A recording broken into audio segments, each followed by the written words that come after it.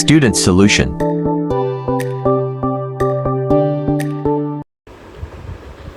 बिस्मिल्लाहिर्रहमानिर्रहीम। अस्सलामुअलैकुम स्टूडेंट्स, क्या हाल हैं? उम्मीद है आप सब ठीक होंगे। स्टूडेंट्स, आज हम बात करेंगे national book foundation unit number 1। जैसा कि हमारा टॉपिक सारे तकरीबन ख़त्म हो चुके थे। यूनिट नंबर 1 के अंदर हम आज बात करेंगे सिंपल हार्मोनिक मोशन के साथ रिलेटेड कंसेप्चुअल क्वेश्चंस की। तो इंशाल्लाह हम तमाम कंसेप्चुअल क्वेश्चंस को डिस्कस करेंगे। नंबर 1 क्वेश्चन जो है हमारे पास students, that is give an example of a vibratory motion which is not simple harmonic motion. हमने एक एग्जांपल देनी है एक बॉडी की जो कि वाइब्रेट कर रही होगी, to and fro oscillatory motion रखती होगी अपने मेन पोजीशन से back and forth, but not simple harmonic motion. लेकिन वो सिंपल हार्मोनिक मोशन हम उसको कंसिडर नहीं कर सकते। Give a reason of your selection, और जो हम इसमें एग्जांपल देंगे उसको थोड़ा हम रीज़न भी उसकी देंगे कि किस तरह से हम उस एग्जांपल को प्रूव करेंगे। तो स्टूडेंट्स, इसके लिए जो एग्जांपल हम लेंगे कि if we drop a ball from a height, अगर हम एक ख़ास हाइट से एक बॉल को ड्रॉप करते हैं, नीचे की तरफ फेंकते हैं on a perfectly elastic surface, जिस सरफेस के ऊपर हम फेंक रहे हैं वो समझे परफेक्टली इलास्टिक है। जैसे फॉर एग्जांपल ये हमारे पास सरफेस है, ये जो जगह आपको नज़र आ रही है, यहाँ से हम बॉल को ऊपर से फेंक रहे हैं इस सरफेस के ऊपर, और ये जो सरफेस है ये स्मूथ नहीं है, हार्ड नहीं है, ये इलास्टिक अगर होगी तो इलास्टिक जैसे रबर टाइप होती है, तो जैसे ही बॉल इसके ऊपर गिरेगी वो सरफेस बेंट हो जाएगी, फिर वो क्या करेगी कि उसको बॉल को ऊपर की तरफ फेंकेगी, सो ऑन, इसी तरह से अप एंड डाउन ये सिलसिला जारी रहेगा। लेकिन इसके अंदर आप देखें टू एंड फ्रो मोशन हो रही है, ऑसिलेटरी मोशन तो हो रही है। जब हम बात करते हैं कि if you drop a ball from a height on a perfectly elastic surface then the motion will be vibratory, movement जो होगी वो वाइब्रेटरी होगी, but not simple harmonic motion. Simple harmonic motion क्यों नहीं होगी? बिकॉज रीस्टोरिंग फोर्स F, जो force है that is equal to, अगर हम W कंसिडर करते हैं बॉल का weight, that is equal to mg, F is equal to mg, वो एक कांस्टेंट रहेगा, but not F is directly proportional to -x। जैसा कि एसेंशियल कंडीशन होती है हमारे पास कि जो फोर्स होती है रीस्टोरिंग वो डायरेक्टली प्रोपोर्शनल होनी चाहिए डिस्प्लेसमेंट के। सिंपल हार्मोनिक मोशन की ये मेन कंडीशन है। लेकिन यहाँ पे देखें ये ओबे नहीं हो रहा है रूल, क्योंकि जिस वक्त इलास्टिक सरफेस के ऊपर हम बॉल को फेंकेंगे तो वो फोर्स जो होगी that is W is equal to mg, वो कांस्टेंट आ जाएगी, तो ये डायरेक्टली प्रोपोर्शनल नहीं होगा डिस्प्लेसमेंट के। तो so we can say that this ball have vibratory motion और oscillatory but not simple harmonic motion. इसके अलावा भी स्टूडेंट्स बहुत सी एग्जांपल्स हैं। फॉर एग्जांपल आप अगर एक क्लॉक को देखते हैं, वॉल क्लॉक, उसके अंदर जो हैंड्स होते हैं, जो सुइयाँ होती हैं मिनट्स वाली या सेकंड वाली, वो ऐसे मूव कर रही होती हैं, लेकिन हम आप उनको ये नहीं कह सकते कि उनका जो एक्सेलरेशन है वो directly towards the mean position ही होता है, या उसके अंदर जो फोर्स है वो डायरेक्टली प्रोपोर्शनल होती है। इसी तरह से जब आप ज़मीन की रोटेशन को देखते हैं, अर्थ को, तो वो भी अपने एक्सिस के गिर्द घूम रही है, यानी कि उसकी भी आप रोटेटरी मोशन उसको कह सकते हैं, लेकिन हम उसको इस कंडीशन में अप्लाई नहीं कर सकते कि force is directly proportional to -x या acceleration is directly proportional to -x।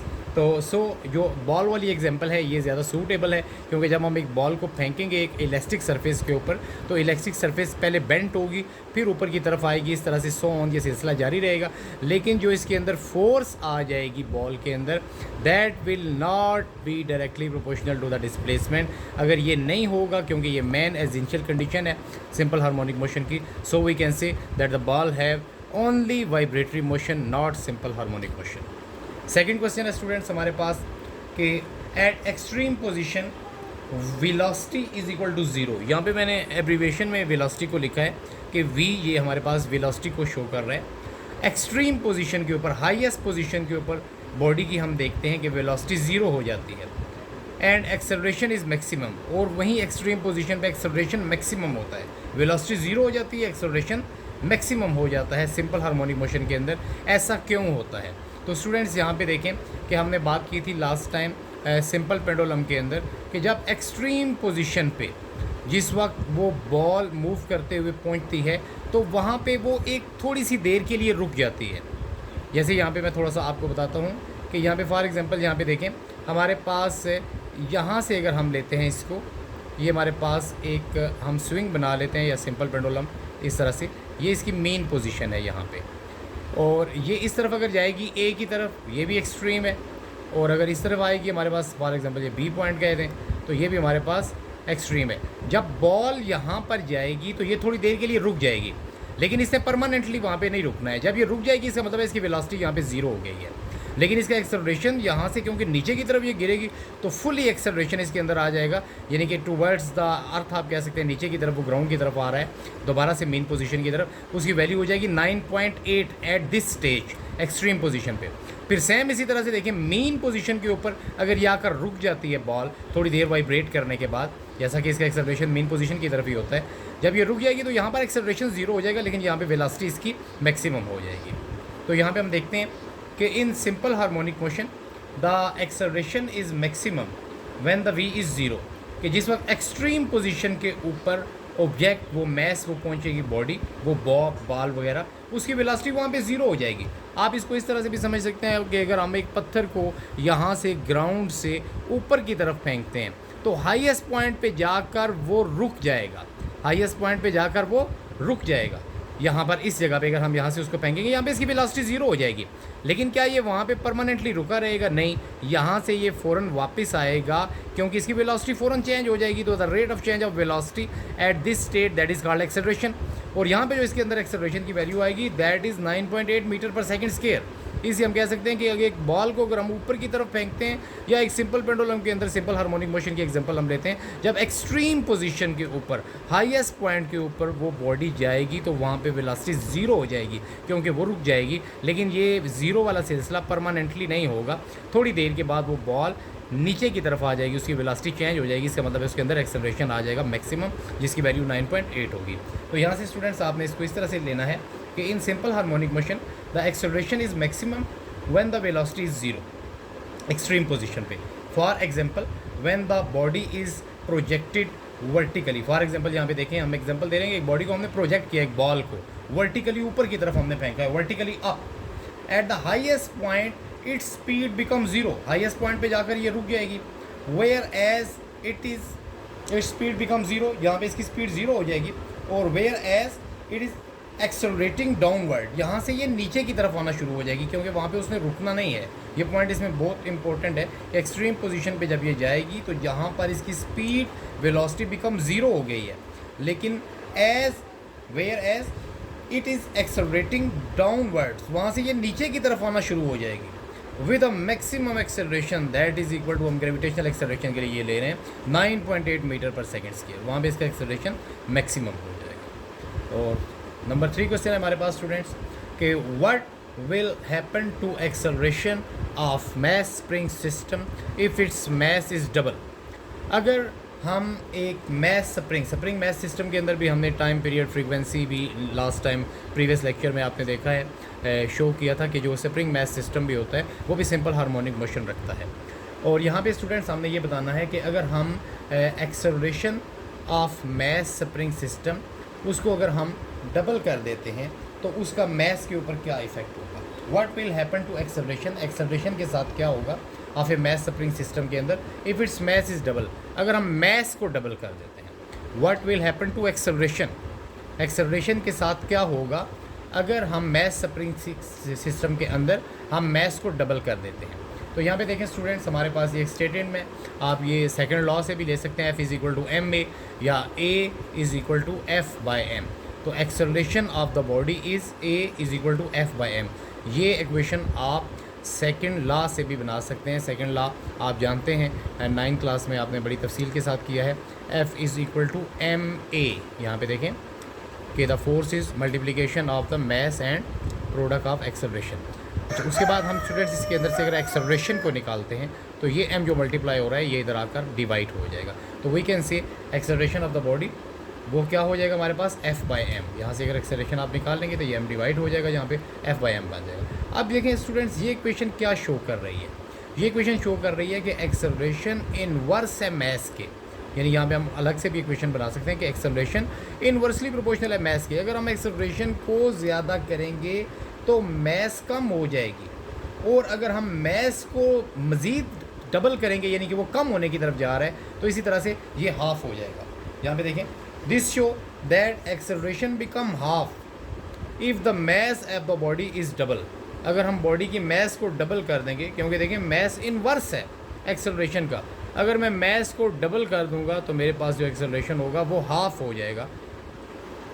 तो सो वी कैन से कि the acceleration become half if the mass of the body is double when same force is applied. और हालांकि हम force के अंदर कोई चेंज नहीं ला रहे, उसका मैग्नीट्यूड वहीं रहेगा जो पहले होगा, लेकिन मैस को डबल करने से एक्सेलरेशन हाफ हो जाएगा, क्योंकि जब मैस 2 टाइम हो जाएगी तो एक्सेलरेशन 1 टाइम का हाफ यानी कि हाफ बन जाएगा हमारे पास।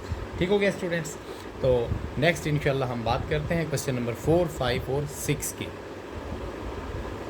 तो स्टूडेंट्स अभी हम बात करते हैं क्वेश्चन नंबर 4 की। क्वेश्चन नंबर 4 में है हमारे पास a simple pendulum has time period t what will happen to its time period if its thread length is shortened to half। अगर हमारे पास एक सिंपल पेंडुलम है, उसका टाइम पीरियड t है, और अगर हम उसकी लेंथ को हाफ़ कर देते हैं, सिंपल पेंडुलम की लेंथ को हम अगर हाफ़ करते हैं तो उसके टाइम पीरियड के ऊपर क्या इफ़ेक्ट होगा। तो यहाँ पे हम देखते हैं स्टूडेंट्स कि since we know that time period of the simple pendulum is found by given formula t is equal to 2 pi under root l by G. Time period जो है वो डिपेंड करता है लेंथ के ऊपर और ग्रेविटेशनल एक्सेलरेशन के ऊपर। अब now if the length become half, अगर हम इसकी लेंथ को हाफ कर देते हैं तो इस फार्मूले में यहाँ पे आपको देखें जो L नज़र आ रहा है, हम L की जगह जो वैल्यू होगी 1L की जगह वो L/2 यानी कि 1/2 L की वैल्यू पुट कर देंगे। तो so we put L is equal to 1/2। यहाँ पर हम L की जगह पे स्टूडेंट्स क्या पुट कर देंगे 1/2 इन इक्वेशन नंबर 1। तो फिर हमारे पास जो न्यू टाइम पीरियड आएगा t डैश हम इसको कह रहे हैं, तो ये देखें ये 2 पाई L को क्योंकि हमने डिवाइड किया है 2 के साथ तो ये L/2g बन जाएगा। ये क्वेश्चन नंबर 1 हमारे पास इस फॉर्म में आ जाएगी। अब स्टूडेंट्स यहाँ पे देखें हमारे पास जो हमने फैक्टर इस फार्मूला के अंदर ऐड किया है वो ये है L/2 और ये रूट के अंदर है। अगर हम इसको बाहर लेके आते हैं, देखें ये 1/2, क्योंकि 2 जो है वो एक ऐसा नंबर नहीं है जो परफेक्ट स्केयर रखता हो, जैसे लाइक 4 का परफेक्ट स्केयर 2 है या 9 का 3 है, 25 का 5 सो ऑन इस तरह से। अब हमने जो फैक्टर ऐड किया है L/2, क्योंकि हमने लेंथ को हाफ कर दी है, इसके 2 टुकड़े कर दिए हैं, तो इसको यानी कि आप कंसीडर करें कि ये L अगर 1 है यहाँ पे ना 1L/2 यानी कि हमने उसको डिवाइड किया है, तो 1/2 को हम बाहर ले आते हैं, तो वो क्योंकि रूट के अंदर है तो हमारे पास जो न्यू टाइम पीरियड होगा वो बन जाएगा 1/√2। ये देखें 1/√2 कहाँ से है, ये 2 जो आपको नज़र आ रहा है, जो हमने लेंथ को हाफ़ किया था। आपको पता है जिस चीज़ को हम हाफ़ करते हैं हम उसको 2 से डिवाइड कर देते हैं। हमें यहाँ पे क्वेश्चन में कहा गया है कि अगर आप लेंथ को, जो थर्ड लेंथ होती है हमारे पास सिंपल पेंडुलम की, उसको हाफ़ करना है, तो स्टूडेंट्स हमने L को हाफ़ कर दिया, तो हमारे पास ये देखें फार्मूला L की जगह पे 1/2 यानी L/2 पुट करेंगे, ये हमारे पास आ जाएगा। अब जब L/2 को हम बाहर लेंगे 1/2 को, तो ये क्या आ जाएगा 1/√2, क्योंकि ये रूट के अंदर है, और बाकी रिमेनिंग वैल्यू आपके पास क्या बच जाएगी, वहीं 2 पाई और √L/g। इसका मतलब है कि अगर हम यही इक्वेशन नंबर 1 इक्वेशन नंबर 2 के अंदर पुट करते हैं तो हमारे पास जो फैक्टर आता है वो जस्ट सिर्फ यही आता है 1/√2। तो वी कैन से कि that the new time period will be, वो कितना हमारे पास उसके ऊपर इफेक्ट आएगा 1/√2। तो this show that the time period will decrease by A factor of 1/√2, कि टाइम पीरियड जो है वो 1/√2 टाइम डिक्रीज हो जाएगा अगर हम लेंथ को हाफ कर देते हैं सिंपल पेंडुलम की। अब क्वेश्चन नंबर 5 है स्टूडेंट्स हमारे पास, simple pendulum has time of 4 second. हमारे पास यहाँ पे ये मैंने जो कैपिटल T लिया है ये टाइम पीरियड के लिए। अगर एक सिंपल पेंडुलम का टाइम पीरियड 4 सेकेंड है, 4 सेकेंड, तो will its time period remain same और change if its steel bob is replaced by wood bob. अगर हम सिंपल पेंडुलम की जो स्टील बॉब है वो पहले हम उसको वुड बॉब में कन्वर्ट कर देते हैं। यहाँ पे देखें, थोड़ा सा इसको समझेंगे। ये समझिए हमारे पास स्टूडेंट्स यहाँ पे ना एक सिंपल पेंडुलम आपको नज़र आ रहा है इस तरह से, ये बॉब है, ये जो आपने बॉल ली होती है ये बॉब है। यहाँ से हम इसको लेके जाते हैं ऐसे एक्सट्रीम पोजीशन ए की तरफ, फिर हम इस तरफ लेके आते हैं। ये कह रहे हैं कि बॉब को अगर जो स्टील बॉब है उसकी जगह पे हम वुड लकड़ी की बॉब अगर लगा दें उसी साइज़ की, तो क्या इसके टाइम पीरियड के ऊपर कोई फ़र्क पड़ेगा? पहले देखें, इसका टाइम पीरियड हमें दिया गया है 4 सेकेंड। इसका मतलब है कि ये 1 वाइब्रेशन कंप्लीट कर रहा था सिंपल पेंडुलम 4 सेकेंड के अंदर, क्योंकि टाइम पीरियड की डेफिनेशन हमने ली थी कि ये वो टाइम होता है जिसके अंदर कोई ऑसिलेटिंग या वाइब्रेटिंग बॉडी एक वाइब्रेशन मुकम्मल करता है। तो हमें यहाँ पे कहा गया है कि हमारे पास टाइम पीरियड कितना है 4 सेकंड का, यानी 4 सेकंड के अंदर वो एक वाइब्रेशन मुकम्मल कर रहा है। लेकिन यहाँ पे जो बॉब हमने लगाई हुई है बॉल, वो स्टील बॉब है। अगर हम उसको वुड में कन्वर्ट कर दें लकड़ी वगैरह के अंदर, तो क्या इसका टाइम पीरियड जो 4 सेकंड है ये 4 से ज़्यादा हो जाएगा या कम हो जाएगा? तो यहाँ पे स्टूडेंट्स हम बात करते हैं, देखें, we know that the time period, ये जो टाइम पीरियड हम ले रहे हैं ये सिंपल पेंडुलम का है, that is equal to 2 pi under root L by g. यहाँ पे देखें, आपको सामने नज़र आ रहा है कि टाइम पीरियड जो सिंपल पेंडुलम का है वो सिर्फ 2 फैक्टर्स हैं जो इसके ऊपर डिपेंड कर रहे हैं। वो कौन से? एक लेंथ के ऊपर ये डिपेंड कर रहा है, दूसरा ग्रेविटेशनल एक्सेलरेशन के ऊपर डिपेंड कर रहा है। यहाँ पे देखें, कोई आपको मैथ नज़र नहीं आ रहा है जिस तरह से हम स्प्रिंग मैथ सिस्टम के अंदर हमने लिया था T is equal to 2 pi under root M by K, यानी वहाँ पे एक स्प्रिंग कांस्टेंट हमने लिया था और एक मैथ ली थी। लेकिन जब हम टाइम पीरियड सिंपल पेंडुलम का लेते हैं तो जस्ट उसके अंदर लेंथ और ग्रेविटेशनल एक्सेलरेशन है, यहाँ पे कोई मैथ का जिक्र नहीं किया गया है। इसका मतलब है कि मैथ आप इंक्रीज़ करें डिक्रीज़ करें जो उसी साइज़ की होगी, वो चाहे आप वुड से स्टील में कन्वर्ट कर दें या स्टील से वुड वगैरह में लेके जाएं, उससे कोई फ़र्क नहीं पड़ेगा। देखिए, we know that time period of the simple pendulum is given by formula 2 pi under root L by G. From this equation it is clear, इस इक्वेशन से हम ये शो कर सकते हैं that time period does not depend on the mass of the bob. ये mass of the bob के ऊपर यहाँ पे कोई मैस नहीं है, इसके ऊपर डिपेंड नहीं कर रहा है। So the time period will remain same, इसे हम कहेंगे कि टाइम पीरियड बिल्कुल सेम रहेगा, वो बिल्कुल इंक्रीज़ या डिक्रीज़ नहीं होगा। उसकी वैल्यू जो रखी गई है कॉन्स्टेंट 4 सेकेंड है, वो 4 सेकेंड ही रहेगी। नेक्स्ट स्टूडेंट्स हमारे पास है क्वेश्चन नंबर 6, दैट इज़ के same message are attach to different spring. एक जैसी मैसेज हैं, उनको हमने स्प्रिंग के एक सिरे पर जोड़ा हुआ है, लेकिन यहाँ पे देखें सेम मैसेज तो सेम है और अटैच यहाँ पे वो अटैच की गई है टू डिफरेंट स्प्रिंग हमारे पास डिफरेंट है।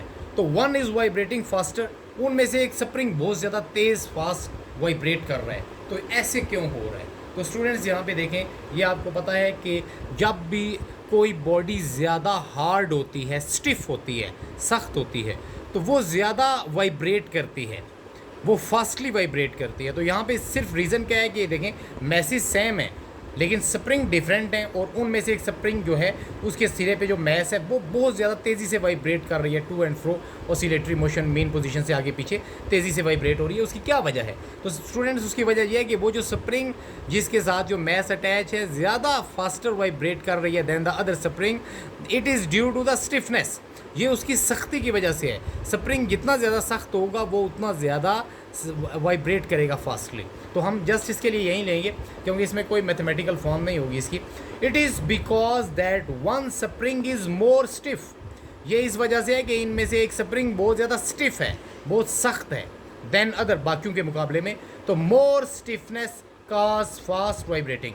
वी नो दैट कि मोर स्टिफनेस, जितनी ज़्यादा स्प्रिंग के अंदर सख्ती होगी, दैट काज फास्ट वाइब्रेटिंग, उसके अंदर उतनी ही ज़्यादा वाइब्रेशन होगी। और इसके अलावा भी स्टूडेंट्स आप देखें, जो डाइविंग बोर्ड होता है, जब एक स्विमर उसके ऊपर वो डाइव करता है, डाइविंग बोर्ड अगर वो ज़्यादा ऐसे ढीला होगा तो वो टूट भी सकता है और वो इतना ज़्यादा फास्ट वाइब्रेट नहीं करेगा। लेकिन अगर वो डाइविंग बोर्ड के ऊपर जैसे ही डाइवर जंप करता है, लेकिन अगर उस डाइविंग बोर्ड के अंदर स्टिफनेस है, इस तरह से डाइविंग बोर्ड अगर पड़ा हुआ है वो स्टिफनेस है, तो जैसे ही यहाँ पर इस जगह पर आकर इसके ऊपर कोई चीज़ टकराएगी, अगर ये स्टिफनेस है तो ये ज़्यादा फास्टली वाइब्रेट करेगा। अदरवाइज़ जो है अगर इसके अंदर स्टिफनेस नहीं होगी तो ये फास्टली वाइब्रेट नहीं करेगा। तो नेक्स्ट स्टूडेंट्स इंशाल्लाह वीडियो में हम बात करेंगे क्वेश्चन नंबर 6 के बाद 7 से लेकर 10 तक। तब के लिए अल्लाह हाफिज़। Thanks for watching. Thanks for watching.